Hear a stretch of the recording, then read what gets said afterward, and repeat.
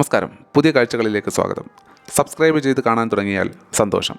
ബാംഗ്ലൂരിൽ നിന്നും മൈസൂർ വഴി വയനാട്ടിലേക്കും അവിടെ നിന്നും താമരശ്ശേരി ചുരമിറങ്ങി ഇടുക്കിയിലേക്കും പിന്നീട് എൻ്റെ നാടായ കൊല്ലത്തേക്കും നടത്തിയ ഏതാണ്ട് ഒരു വർഷം മുൻപ് നടത്തിയ ഒരു യാത്രയുടെ ഓർമ്മക്കുറിപ്പാണ് ഈ വീഡിയോ. ഏതാണ്ട് രാവിലെ 7 മണിയോടുകൂടിയാണ് ബാംഗ്ലൂരിൽ നിന്നും എൻ്റെ സ്കൂട്ടറായ ആക്സസ് 125 യാത്ര ആരംഭിക്കുന്നത്. ഒറ്റയ്ക്കാണ് യാത്ര. നൈസ് റോഡ് വഴി നമ്മൾ ഗുണ്ടൽപേട്ട് എത്തുകയും ഗുണ്ടൽപേട്ടിൽ നിന്ന് നമ്മൾ ബന്ദിപ്പൂർ ഫോറസ്റ്റിലേക്കും പ്രവേശിക്കുകയുമാണ് ഉണ്ടായത്. ഗുണ്ടൽപേട്ടിലെ ഒരു അത്യാവശ്യം കടയുടെ പേരൊക്കെ മറന്നുപോയി. ഏതാണ്ട് നല്ലൊരു ഭക്ഷണം കിട്ടുന്ന ഒരു സ്ഥലമുണ്ടായിരുന്നു. അവിടെ നിന്ന് ഉച്ചയൂണ് കഴിച്ചു. അത്യാവശ്യം കുഴപ്പമില്ലാത്തൊരു ഊണാണ്, പക്ഷേ പ്രത്യേകതരമായിട്ടുള്ളൊരു ടേസ്റ്റ്. അങ്ങനെ ഗുണ്ടൽപേട്ട് എത്തിക്കഴിഞ്ഞപ്പോൾ അവിടെ നിന്ന് ബന്ദിപ്പൂരിലേക്ക് കയറാൻ വേണ്ടി ഉള്ള സമയത്ത് ചെറിയൊരു ഭയം. എന്ന് വെച്ചാൽ വേറെ ഒന്നുമില്ല, ആദ്യമായിട്ടാണ് ഒരു കാനനപാതയിലൂടെ ഒറ്റയ്ക്ക്, അതും ഫോറസ്റ്റിൻ്റെ ഉള്ളിലൂടെ രാത്രിയാകുമ്പോൾ പൂർണ്ണമായിട്ടും അടയ്ക്കുന്ന ഒരു കാനനപാതയിലൂടെ ഒറ്റയ്ക്കുള്ള യാത്ര. ഇടയ്ക്ക് വെച്ച് വണ്ടി നിർത്തേണ്ടി വന്നു. കാരണം കാടിൻ്റെ അധിപരായിട്ടുള്ള ആ വന്യജീവികൾ കാട്ടാനക്കൂട്ടം റോഡ് ക്രോസ് ചെയ്യുന്നു. പിന്നീട് ഒറ്റയ്ക്ക് ആ സ്കൂട്ടറിൽ ആ മഴയിൽ ചെറിയ ഒരു മഴയുണ്ടായിരുന്നു. ആ ഒരു മഴയത്ത് ഒറ്റയ്ക്ക് ആ സ്കൂട്ടറിൽ ഇങ്ങനെ പോകുമ്പോൾ ഈ കാടിൻ്റെ ശബ്ദം കേൾക്കാം കേട്ടോ. കാടിൻ്റെ ശബ്ദം എന്ന് പറഞ്ഞാൽ വളരെ മനോഹരമായിട്ടുള്ള ഈ മരങ്ങളുടെ മൂളലും ഈ പക്ഷികളുടെ സംഗീതവും ഒക്കെ നമ്മുടെ കാതുകൾക്കതൊരു ഒരു എനർജിയാണ്. അങ്ങനെ പോകുമ്പോൾ ഇടയ്ക്ക് വനശ്രീ എന്ന് പറഞ്ഞ കാട്ടുൽപ്പന്നങ്ങൾ വിൽക്കുന്ന സർക്കാരിൻ്റെ തന്നെ ഒരു ഭാഗമായിട്ടുള്ള ഒരു സംവിധാനം കണ്ടു. അവിടെ നിന്ന് കുറച്ച് കാട്ടുതേനൊക്കെ വാങ്ങി സ്റ്റോക്ക് ചെയ്തു. നല്ല മഴയായിരുന്നു. പിന്നീട് മുത്തങ്ങയിൽ നിന്നും ഏതാണ്ട് ലക്കിടി വരെ. ലക്കിടിയിലെത്തിയപ്പോൾ മഴ മൊത്തം നനഞ്ഞ് ഏകദേശം ഒരു പരുവമായി. പിന്നീട് റൂമെടുത്ത് അവിടെ സ്റ്റേ ചെയ്തിട്ട് പുറത്തേക്കിറങ്ങി ഒരു കട്ടൻ ചായ. ആ കട്ടൻ ചായയിലായിരുന്നു ഏറ്റവും വലിയ, കട്ടൻ ചായ ഒരു വികാരമാണ് എന്നൊക്കെ പറയുന്നത് വെറുതെ അല്ല കേട്ടോ. ആ മഴ നനഞ്ഞ ആ തണുപ്പത്ത് ഒരു കട്ടൻ ചായയൊക്കെ കുടിച്ച് അവിടുത്തെ ഭക്ഷണമൊക്കെ കഴിച്ച് ഇരിക്കുമ്പോൾ കിട്ടുന്ന ആ ഒരു പീസ്ഫുൾ മൈൻഡ് ഉണ്ടല്ലോ, അത് തന്നെയാണ് ഏറ്റവും പ്രധാനം.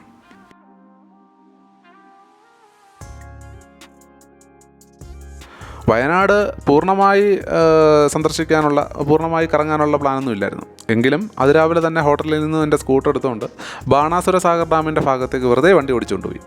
അവിടെ ഈ തേയിലത്തോട്ടങ്ങളും കാപ്പിത്തോട്ടങ്ങളും പിന്നെ ഇടയ്ക്കിടയ്ക്കുള്ള ചില ആക്ടിവിറ്റീസിൻ്റെ ചില കേന്ദ്രങ്ങളുമൊക്കെയാണ് നമുക്ക് കാണാൻ കഴിയുന്നത്. അങ്ങനെ അവിടെ നിന്നും കുറേ നേരം അവിടെ നിന്ന് ആ ഒരു ഭംഗി, ആ പ്രകൃതി ഭംഗി നല്ലപോലെ ആസ്വദിക്കാൻ പറ്റും. നല്ല ശുദ്ധമായി കിട്ടും. അതൊക്കെ കഴിഞ്ഞ് വയനാട് ചുരം ഇറങ്ങാം എന്ന് വിചാരിച്ചു. വയനാട് ചുരത്തിൻ്റെ കാവൽക്കാരനായ കരിന്തണ്ടൻ മൂപ്പൻ്റെ മുമ്പിൽ ഒരു നിമിഷം നിന്നു. അതിനൊരു കഥയുണ്ട്. ബ്രിട്ടീഷുകാർ കൊലപ്പെടുത്തിയ ഒരു ആദിവാസിയാണ് ഈ കരിന്തണ്ടൻ മൂപ്പൻ. അതിൻ്റെ കഥയൊക്കെ നമുക്ക് പിന്നീട് എപ്പോഴെങ്കിലും വയനാട്ടിനെക്കുറിച്ച് പറയുമ്പോൾ സംസാരിക്കാം. അങ്ങനെ അവിടെ നിന്ന് ഇറങ്ങി വയനാട് ചുരം, താമരശ്ശേരി ചുരം താണ്ടി താഴേക്ക് പോവുകയാണ്. താമരശ്ശേരി ചുരത്തിൻ്റെ മുമ്പിൽ ഒരു നിമിഷം നിന്നു. ഒന്ന് കണ്ടു നോക്ക് ഈ കാഴ്ച.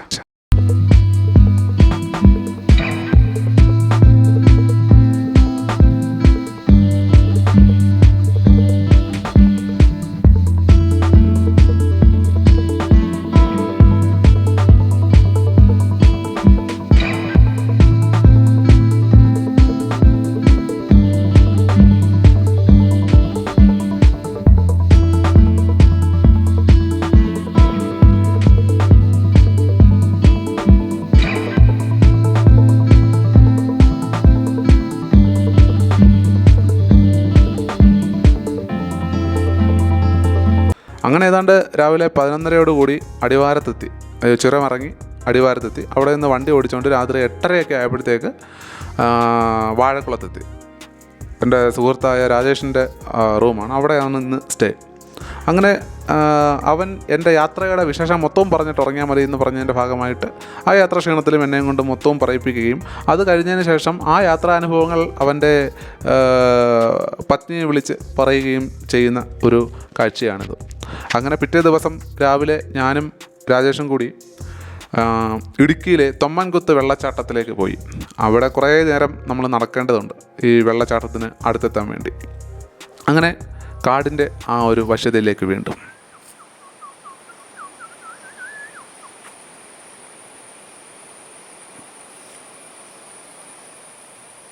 എൻ്റെ അനുഭവത്തിൽ കഴിയുമെങ്കിൽ നമ്മളെല്ലാവരും യാത്ര ചെയ്യണം. പറ്റുമെങ്കിൽ മാക്സിമം അത് ഒറ്റയ്ക്കായിരിക്കുകയും വേണം. ഈ യാത്രകളെ ഭയക്കുന്നവരുണ്ട്. അതെങ്ങനെയാണ്, ഒരുപാട് തരത്തിലുള്ള പ്രിപ്പറേഷനും കാര്യങ്ങളൊക്കെ വേണ്ട ഒന്നാണ് യാത്ര എന്ന് വിചാരിച്ചുകൊണ്ട് യാത്ര ഒരിക്കലും പ്ലാൻ ചെയ്യും പക്ഷേ പോകില്ല എന്നുള്ള ആളുകളുമുണ്ട്. പക്ഷേ അങ്ങനെ ഭയന്നും പ്ലാൻ ചെയ്ത് ഒന്നും നടത്തി കഴിഞ്ഞാൽ ആ യാത്രയ്ക്കൊരു ഭംഗി ഉണ്ടാവില്ല എന്നാണ് എനിക്ക് തോന്നുന്നത്. കാരണം ബന്ദിപ്പൂർ ഫോറസ്റ്റിലേക്ക് കടക്കാനുള്ള സമയത്ത് എൻ്റെ മനസ്സിൽ എന്തോ ഒരു നെഗറ്റീവ് ചിന്തയായിരുന്നു. ഇങ്ങനെ പോകണോ, അങ്ങനെ പോയി കഴിഞ്ഞാൽ ഈ പറയുന്നത് പോലെ എൻ്റെ ആന കുറുക്ക് ചാടിയാൽ സ്കൂട്ടറിലാണ് പോകുന്നത്, അത് അതീവ ഡേഞ്ചറാണ്. അങ്ങനെ പലതരത്തിലുള്ള ആളുകളുടെയും വാക്കുകളൊക്കെ കേട്ട് ഞാനങ്ങനെ ഒന്ന് മനസ്സ് ശങ്കിച്ചു പോകണോ വേണ്ടയോ എന്ന്. പക്ഷേ അതിനുള്ളിലേക്ക് കടന്ന് ആ ഒരു ഏതാണ്ട് 10-20 കിലോമീറ്റർ ഉണ്ട് ആ ഒരു പൂർണ്ണമായിട്ടും കാടെന്ന് പറയുന്നത്. അതിനുള്ളിലേക്ക് കടന്നപ്പോൾ എനിക്ക് കിട്ടിയ ആ ഒരു ഫീലിംഗ് ഉണ്ടല്ലോ, അത് നമ്മൾ ഈ പറയുന്ന വേറെ ഒരിടത്തും അത് അനുഭവിക്കാൻ കഴിയത്തില്ല. അപ്പോൾ അങ്ങനെയാണ് നമ്മൾ ഈ പറയുന്ന കാര്യത്തെക്കുറിച്ച് ഭയന്നും എന്താ പറയുക പലരോട് അഭിപ്രായങ്ങളും പറഞ്ഞൊന്നുമല്ല, നമ്മൾ ആസ്വദിക്കണം ജീവിതം. ഈ പറയുന്ന എന്താ പറയുന്നത് ഒരു പുഴ പോലെ കാട്ടാറ് പോലെ നമ്മളിങ്ങനെ സ്വയം ആസ്വദിക്കുക എന്നതാണ് ഏറ്റവും പ്രധാനം. അവിടെ യാതൊരു തരത്തിലുള്ള ഒരു മൂന്നാമൻ്റെ അഭിപ്രായങ്ങൾ കേട്ട് അയാളുടെ അഭിപ്രായങ്ങൾ മനസ്സിലിട്ടിങ്ങനെ അങ്ങനെയൊന്നും ആവശ്യമില്ല. നമ്മളങ്ങ് യാത്ര ചെയ്യുക, അതുമാത്രമാണ് പ്രധാനം. അങ്ങനെ ഇടുക്കി തൊമ്മൻകുത്ത് വെള്ളച്ചാട്ടമൊക്കെ കണ്ടതിന് ശേഷം ഞങ്ങൾ തിരിച്ച് വീട്ടിലോട്ടുള്ള യാത്ര ആരംഭിച്ചു. അങ്ങനെ ഇടുക്കിയിലെ റോഡുകളുടെ ഒരു പ്രത്യേകത അറിയാലോ, മിക്കവാറും നല്ല കയറ്റങ്ങളും വളവുകളും ഒക്കെ ആയിരിക്കും. അങ്ങനെ പണ്ടൊക്കെ ഈ ഇടുക്കി വരുന്ന സമയത്ത് റോഡുകൾ ഒരു തരത്തിലും നമുക്ക് മുന്നോട്ട് പോകാൻ പറ്റാത്ത അവസ്ഥയായിരുന്നു. പക്ഷേ ഇപ്പോൾ വളരെ മനോഹരമായ റോഡുകളാണ് നമുക്ക് കാണാൻ കഴിയുന്നത്. അങ്ങ് ഇടി മുഴങ്ങുന്നുണ്ട്, അങ്ങ് മലകൾക്കപ്പുറം ഇടിയുടെ ശബ്ദം കേൾക്കാം, നല്ല മിന്നലുമുണ്ട്. എന്തായാലും ഞങ്ങൾ മഴ പെയ്യില്ല എന്നുള്ളൊരു വിശ്വാസത്തിൽ തന്നെ ആ മല മൊത്തം കയറി ഏതാണ്ട് മല ആ കയറ്റം കയറി തിരിച്ചപ്പോഴത്തേക്ക് ആ മലയുടെ അപ്പുറത്തെ ഭാഗത്തേക്ക് വന്നപ്പോഴത്തേക്കാണ് ഏതാണ്ട് മഴ നല്ലപോലെ സ്റ്റാർട്ടായി. ഇപ്പുറത്ത് മഴയില്ല, അപ്പുറത്ത് മഴയുണ്ട്. അങ്ങനെ മഴ പോകുന്നു വരുന്നു എന്നുള്ള രീതിയിലായതുകൊണ്ട് തന്നെ പലയിടത്തും കയറി നിന്നും മഴയൊന്ന് തോരുമ്പോൾ വീണ്ടും യാത്ര തുടർന്നുമൊക്കെയാണ് ഞങ്ങൾ താഴേക്ക് എത്തിയത്, ആ മല ഇറങ്ങി താഴേക്ക് പോകുന്നത്.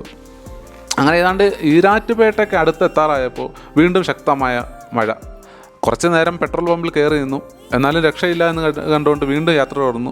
പിന്നീട് മഴ ശക്തമായതിനെ തുടർന്ന് അവിടെയുള്ളൊരു ബസ് സ്റ്റോപ്പിൽ കുറേ നേരം കയറി നിന്നപ്പോഴാണ് ഒരു മെസ്സേജ് വരുന്നു, ഇടുക്കി, പത്തനംതിട്ട, കോട്ടയം ജില്ലകളിൽ അതായത് റെഡ് അലർട്ട്, അതീവ ശക്തമായ മഴയുടെ മുന്നറിയിപ്പ്.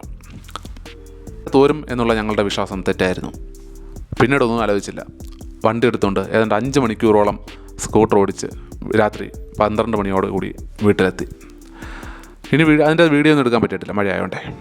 പിറ്റേ ദിവസം മറ്റൊരു യാത്ര, അത് സുഹൃത്തായ അരുണിൻ്റെ കൂടെയായിരുന്നു.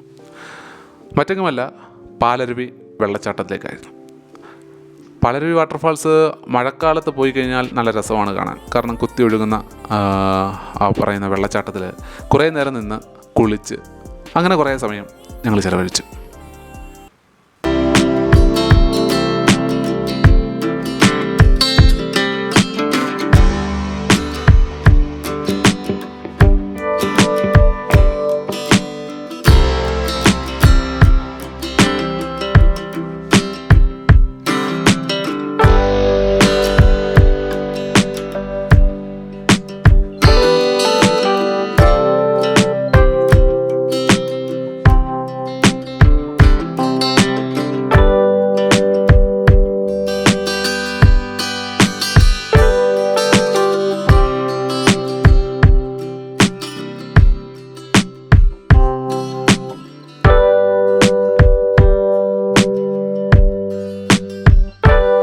ഇത് തെന്മല പരപ്പാർ ഡാമിൽ നിന്ന് വരുന്ന വെള്ളം തടഞ്ഞു നിർത്തുന്ന തടയണയാണ്. ഒറ്റക്കോൽ ലുക്കൗട്ടിൽ നിന്നുള്ള ഒരു വ്യൂ ആണിത്. അങ്ങനെ എന്തായാലും വൈകുന്നേരം തത്തമംഗലം ക്ഷേത്രത്തിൽ, അതായത് വീടിനടുത്തുള്ള തലവൂരിനടുത്തുള്ള ഒരു ക്ഷേത്രമാണ് തത്തമംഗലം. ഇത് മനോഹരമായൊരു കാവാണ്. ഇവിടെയും വന്നിരിക്കാൻ ഏത് സമയത്തും ഏതാണ്ട് ഇതേ ഒരു തരത്തിലുള്ള ഒരു എന്താ പറയുക ഒരു ഭംഗിയാണ് ഇവിടെ. ഈ മരങ്ങളൊക്കെ വെച്ച് പൂർണ്ണമായിട്ടും എല്ലാ തരത്തിലുള്ള തിരക്കുകളിൽ നിന്നും ഒഴിഞ്ഞു നിൽക്കുന്ന ഒരിടം. പിന്നീട് അമ്പലപ്പുഴ അമ്പലത്തിലേക്കായിരുന്നു യാത്ര. അവിടെ എത്തിയപ്പോൾ ആ അമ്പലപ്പുഴ ക്ഷേത്രത്തിന് മുമ്പിലുള്ള ഒരു നിർമ്മിതിയുടെ അവസ്ഥ ഒന്ന് കാണിക്കാമെന്ന് വിചാരിച്ചു. വെറുതെ ഇങ്ങനെ ഇടിഞ്ഞു പൊളിഞ്ഞ് കിടക്കുന്നത് കൊണ്ട് ഒന്ന് കയറിയതാണ്, എന്താണെന്നറിയില്ല പൂർണ്ണമായിട്ടും ഇത്.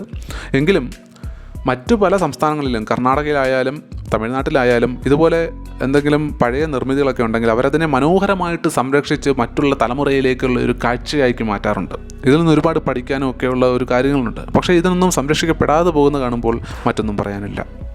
എന്തിനാണ് യാത്രകൾ എന്ന് ചോദിക്കാറുണ്ട് അല്ലേ?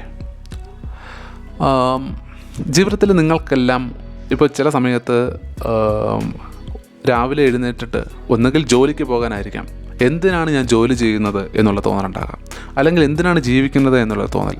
നമ്മളൊക്കെ ജീവിതത്തെക്കുറിച്ച് നമ്മളുടെയൊക്കെ മനസ്സിലുണ്ടാകുന്ന ആ ഒരു ഫ്രെയിമുണ്ടല്ലോ, ആ ഫ്രെയിമിനുള്ളിലുള്ളതല്ല എപ്പോഴും നടക്കാറുള്ളത്. നമ്മൾ വിചാരിക്കുന്നതിനും അപ്പുറത്താണ് പലപ്പോഴും കാര്യങ്ങൾ സംഭവിക്കാറുള്ളത്. അപ്പോൾ എന്തെങ്കിലും ഒരു സംഭവം ഉണ്ടാകുന്ന സമയത്ത് അതിനെക്കുറിച്ച് ഓർത്ത് ഡെസ്പടിച്ച് അല്ലെങ്കിൽ ഇനിയൊരു പ്രതിവിധി ഇല്ല എന്നുള്ള രീതിയിലേക്ക് ചിന്തിച്ച് അങ്ങനെ ജീവിതം ഏതാണ്ട് അവസാനിപ്പിക്കുന്ന തരത്തിലേക്കും പോകുന്ന ഒരുപാട് ആളുകളുണ്ട്. അവരൊക്കെ അങ്ങനെ ഉണ്ടാകുന്ന ഒരു തലയിൽ അങ്ങനെ ഒരു തോന്നലുണ്ടാകുമ്പോൾ തന്നെ ഒന്ന് യാത്ര ചെയ്ത് നോക്കൂ. നമ്മൾ കാണാത്ത പല കാഴ്ചകളും നമ്മളിലേക്ക് എത്തപ്പെടും. നമ്മൾ തേടുന്നതിനുള്ള ഉത്തരം നമുക്ക് ആ യാത്രകൾ നൽകും, ഉറപ്പായിട്ട് നൽകും. കാരണം നമ്മൾ യാത്ര ചെയ്യുമ്പോഴാണ് നമ്മുടെ ആ സിറ്റുവേഷനേക്കാളും എത്രയോ വസ്റ്റായിട്ടുള്ള സിറ്റുവേഷൻ ഫേസ് ചെയ്യുന്ന ആളുകൾ ഈ ഭൂമിയിലുണ്ട്. അല്ലെങ്കിൽ നമ്മൾ കാണുന്ന രീതിയിലല്ലാതെ നമുക്ക് ലോകത്തെ കാണാൻ പറ്റുന്ന മറ്റു പല ആളുകളുമുണ്ട്. ഒരുപാട് പേരെ നമുക്ക് പരിചയപ്പെടാൻ കഴിയും യാത്രകളിലെ, ഒരുപാട് പേര്. എൻ്റെ സൗഹൃദങ്ങളിൽ ഒരു 20% ഇപ്പോഴും ഏതാണ്ട് വർഷങ്ങൾക്ക് മുമ്പ് ഏതോ യാത്രകളിലൊക്കെ പരിചയപ്പെട്ട ചിലരാണ്. അവരിപ്പോഴും നമ്മളെ ഓർക്കുന്നുണ്ട്. ചില സമയങ്ങളിൽ നമ്മൾക്ക് അവരെയും ഓർമ്മ വരും. കാരണം ആ യാത്രകളിൽ നമുക്ക് കിട്ടുന്ന ചില അപൂർവമായിട്ടുള്ള സൗഹൃദങ്ങളാണ് അതൊക്കെ വേണമെങ്കിൽ നമ്മൾ യാത്ര ചെയ്യണം.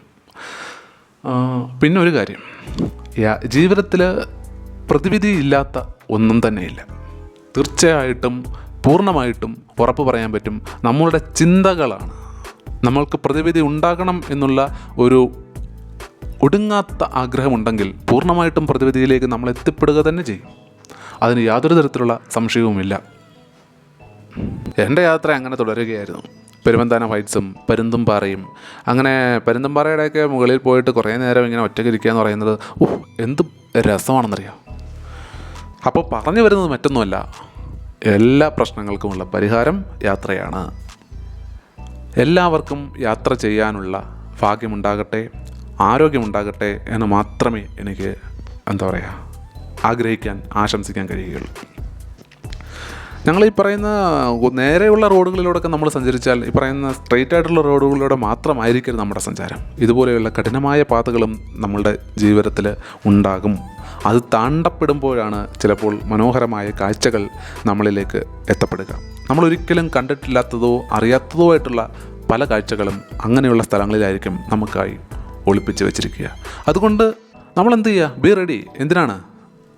ഈ കഠിനമായ പാതകളിലൂടെയും യാത്ര ചെയ്യുവാൻ. അപ്പോൾ ബൈ. അടുത്ത ഒരു വിഷയത്തിൽ നമുക്ക് കാണാം.